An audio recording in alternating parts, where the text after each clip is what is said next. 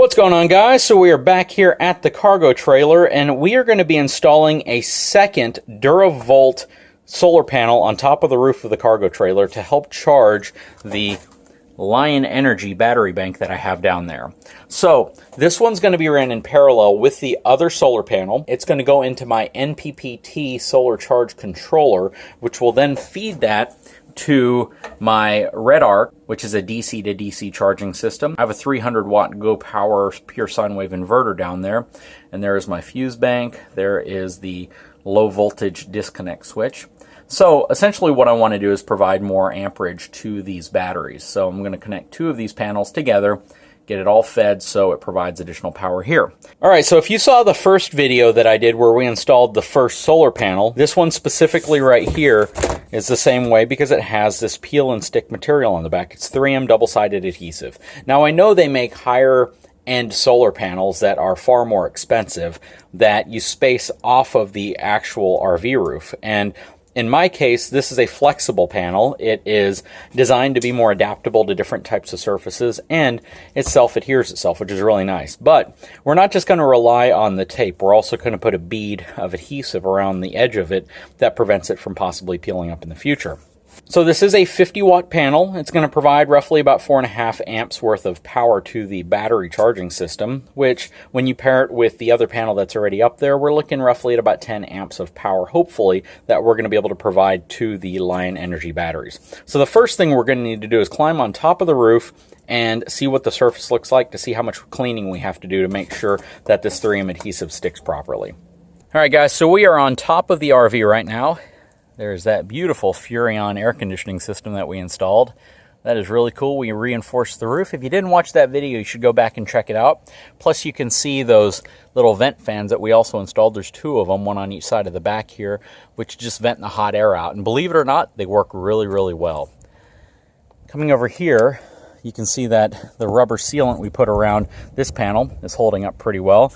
A couple areas where it's cracked up a little bit, but this panel really has no risk of peeling off on me, and it's hardened up really nicely. We're going to use a different material on this panel, only because I don't have this one. This really wasn't the right material to use, but this is a galvanized steel roof, so I wasn't too concerned. We're going to use more of an RV sealant that is designed for RVs, and it should work fine here.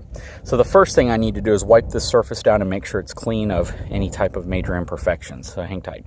And if you're wondering what I'm using, it's simply these 99.9% alcohol wipes that I'll just wipe the surface down, then I'll use a rag to wipe it off and dry it up a little bit.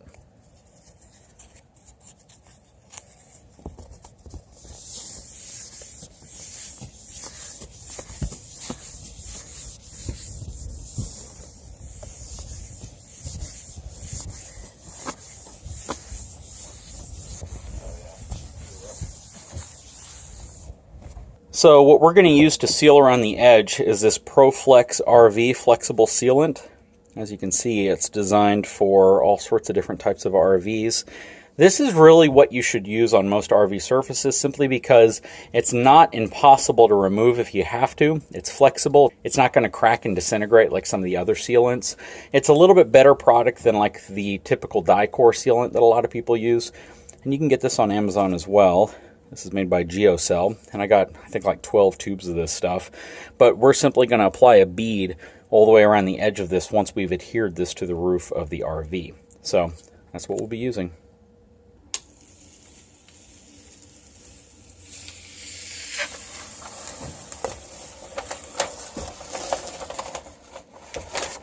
There we go. We are ready to throw this thing up there.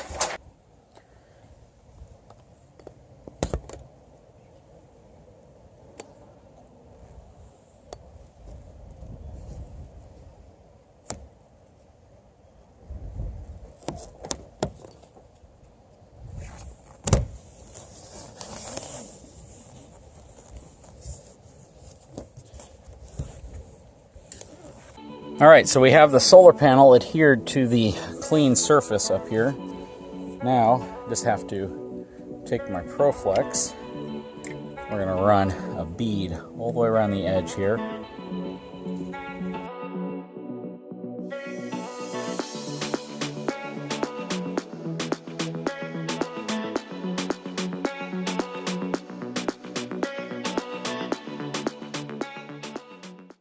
Okay, so we have the second panel mounted.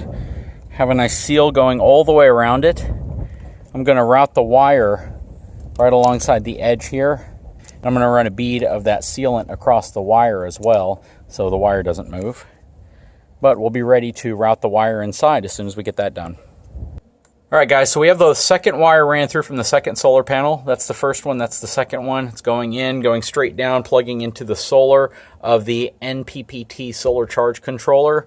And then it feeds out from here, goes down the wall, and it goes directly into the Redarc.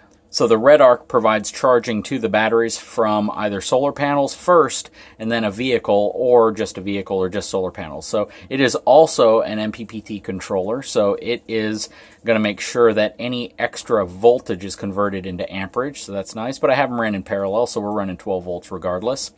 It is going to the batteries, which are wired in parallel. The batteries are then going to the fuse block over there. Actually, I'm sorry, the battery positive connection is going to the Redarc low voltage disconnect. Basically detects when the voltage is too low, disconnects, and then that is feeding into the distribution fuse block right there, which goes out to the Go Power 300 watt pure sine wave inverter.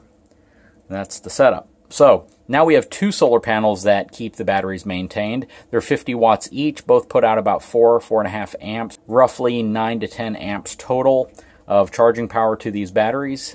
And that would be under, of course, sunny conditions. We are extreme overcast right now, so it's not doing a heck of a lot to keep everything charged, but it is set up for a much better charging experience for both batteries. Anyways, guys, that is the new setup. I will put links in the description of this video to all the different accessories that we used here, including the batteries, as well as the Redarc and the solar panel. So the solar panel I did a video on a long time ago, and I was using it to charge the AGM battery that I had in here, the single battery, actually when it was out on the front tongue, and then I moved it in here. Now we have two of the 50 watt Duravolt solar panels charging two of these batteries, so that will give us a much better charging experience overall. Anyways, guys, I hope you enjoyed this video. If you haven't had a chance, please take a moment, subscribe to my channel, give me a thumbs up, and we will talk to you again very soon.